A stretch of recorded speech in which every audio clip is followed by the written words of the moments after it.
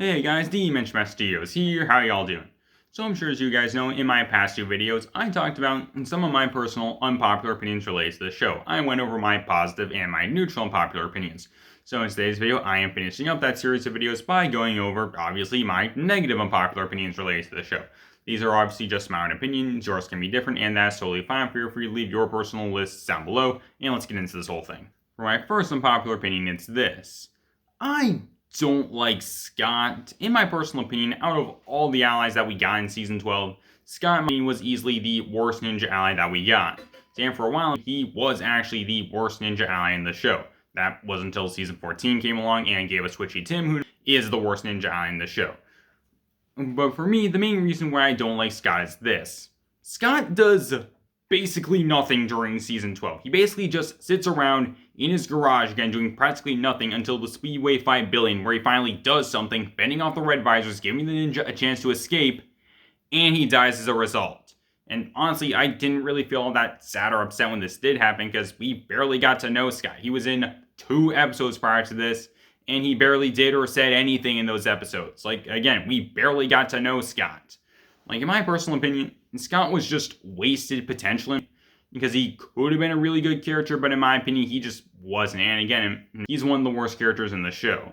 And also, he is pretty much the only character in the show that I personally don't like and that other people do like, where I just can't think of a reason as to why people do really like Scott and call him a great character. Like, I mean, he has a kind of interesting backstory, but even then, I'm not sure if mildly interesting backstory makes up for, again, just wasted potential. For our next unpopular opinion relates to the show is this.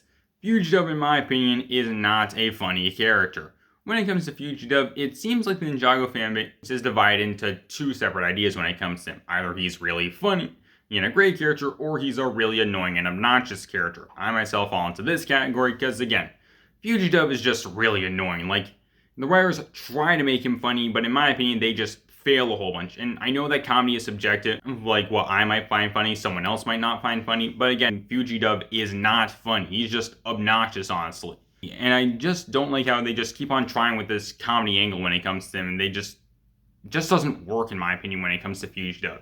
It feels like they were basically trying to do Dare at the Separate Time, but just evil, but just, again, in my opinion, the writers, they failed when it came to this. Because again, Fugitive, he's not funny, in my opinion. Although, luckily, he only ever had 1 major appearance in an episode, so there's that, but still, again, he's just really annoying. For my next unpopular opinion related to the show, it's this. Ninjago Confidential is not a good episode. Ninjago Confidential was a pretty different episode than what we're used to. It happened during Season 12, and the whole idea is that it was a black and white crime noir detective style thing from like the late 30s, for example. Except, in my personal opinion, this episode wasn't that good, mainly because of Zane. I didn't like how Zane was portrayed during this episode as being, again, this whole 1930s noir detective type guy. Mainly due to the fact that this feels really out of character when it comes to Zane. Zane's whole thing is that he's like super serious and trying to do stuff, and he's not like the one to crack jokes really, just act differently. So him doing this just feels really weird in my opinion, and again, just out of character, honestly. And I just really didn't like that, especially considering that Zane was narrating the entire episode. And by narrating, I don't mean like it was an in-his-head monologue type thing. No, he was actually speaking all throughout the episode, and at one point it even caused him to give away what he was going to do in a fight, which just, again, that felt really out of character when it came to Zane. And during Season 15, when Pirate Zane was brought back from Season 5, my thoughts didn't go back to Pirate Zane from Season 5 and remember the good times with that. No, I was reminded of this episode and how much I didn't like Detective Zane. So yeah, there's that. For our next unpopular opinion related to the show, it's this. In my personal opinion, Season 15's ending, it's not the saddest moment in the show.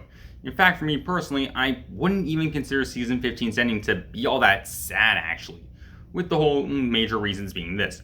First, this moment was just foreshadowed just way too much all throughout on Season 15. Like, the writers were basically beating us over the heads with this just all throughout the season. And so I just personally wasn't the biggest fan of that. And honestly, just the biggest reason as to why I didn't like everything related to this finale was this.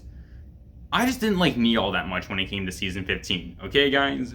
For the first half of the season, in my opinion, Nia was just a really, really unlikable character, or mainly just because of how angry she was getting at everyone, and in some cases it felt like Nia was overreacting just a whole bunch. And then in the second half of the season, Nia just felt way too overpowered, to the point where problems, they weren't even problems, just again. I just didn't like this stuff when it came into season 15 in Nia. And also when it comes to season 15's finale, it's not like Nia died during this. And now I'm not saying Nia should have died, like, no, don't get that idea, it's just, I just don't think this moment would have had the same emotional gut punch as, like, Nia dying during this. But again, I mean, hey, that's just me. So again, I just don't really consider this moment to be all that sad or the saddest moment in the show. In my personal opinion, Zayn's sacrifice is still the saddest moment in the show. For my next unpopular opinion related to the show, it's this. In my personal opinion, the Oni trilogy, it's overrated and it isn't that good. Like, for me personally, I only really liked season 9 when it came to the Oni trilogy. The other two seasons, not as much, honestly. When it came to season 10, this, in my opinion, is the most boring season in the show. Because just everything that we saw in this season, we've seen before, done before, just, again, so nothing was new or unique when it came to this season. And, like, not even the Omega, the one and only new major character introduced in this season. Like, in my opinion, the Omega is the most boring and basic character we've ever gotten when it comes to the show. When just another big issue that I have with the season is this. There's just way too much fan service when it comes to this season. Like, it felt like the writers prioritized fan service over literally anything else when it came to this season.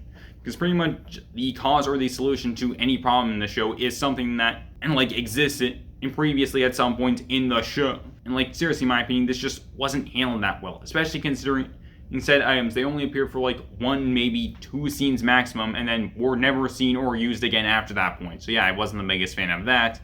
And then we have season 8, which actually ties directly into my next unpopular opinion that I have related to the show. In my personal opinion, season 8 is the most overrated season in the show, and at the same time, in my opinion, this is the worst season in the show, and just a whole bunch of stuff I didn't like when it came to this season. A bad intro, bad set integration, the ninja were handled really weirdly during this season, considering the whole idea for season 8 is that it's a team season, yet only half the team gets any sort of real focus when it comes to this season. And even then, they do this weird character switch halfway through, and just the ninja are way weaker during this season for some reason. The episodes, in my opinion, all throughout were pretty bad, honestly, with Big Trouble in Little Ninjago, the season finale, in my opinion, easily being the worst season finale in the show with how problematic it was. And True Potential, in my opinion, was the one and only actually good episode when it came into season 8. And just the characters in season 8 gave us the worst cast of new characters in the show, honestly, with Mr. E being the one and only exception. Like, Kilo and Ultraviolet, they were okay characters in my opinion, and were a major step up compared to Ragmonk and Blunk from season 7, but even then they still weren't that great. The Royal Family and Hutchins, in my opinion, had the potential to be great characters, but they were killed off in the second episode, and even during that time in the first 2 episodes, they barely did or said anything. Like, Hutchins, he had a couple moments, but even then it wasn't that much. And then there's Harumi, which directly ties into my final unpopular opinion that I have when it comes to this whole thing. For my final unpopular opinion that I have related to this whole series of videos, for me personally, I don't like Harumi. In my opinion, Harumi is a terrible character. She is my least favorite character in the show, and to be honest with you guys, Harumi is the one and only character when it comes to the show that I can actually say that I hate. I just don't like her at all, in my opinion. Her backstory makes absolutely no sense when you look at it. Harumi only cares about herself, and even that, and she has this really weird view on other characters, mainly the ninja and the Emperor and Emperor. It's good people who she just sees as not being that good. And so, again, she only cares about herself, so she's a pretty unlikable character. Her words and actions completely contradict each other when it comes to the ship. Like I said in my previous video, in my opinion, the ship between her and Lloyd is easily the worst ship in the entirety of the show because of how toxic and abusive it is. And again, her and Lloyd are siblings, which just makes it even worse. And Harumi's death scene, in my opinion, is just the worst scene in the entirety of the show, considering this scene completely goes against Harumi's character. And I just honestly don't get how people say that because Harumi saved 3 people, it redeems her of all the terrible stuff she did throughout the season. Like, seriously, Harumi killed innocent people, including her own parents, the Emperor and Empress. Again, I just don't get how people say that saving 3 people makes up for any of that stuff. So again, yeah, I I don't like Harumi one bit, honestly. Again, she is my least favorite character in the show. And so yeah, that's basically all I got for you guys. So tell me down below, what do you guys think? What are some of your guys' negative and unpopular opinions when it comes to the show? Tell me down below, and I hope you guys enjoy. Later, guys, this is Dimension Master Studios, signing off.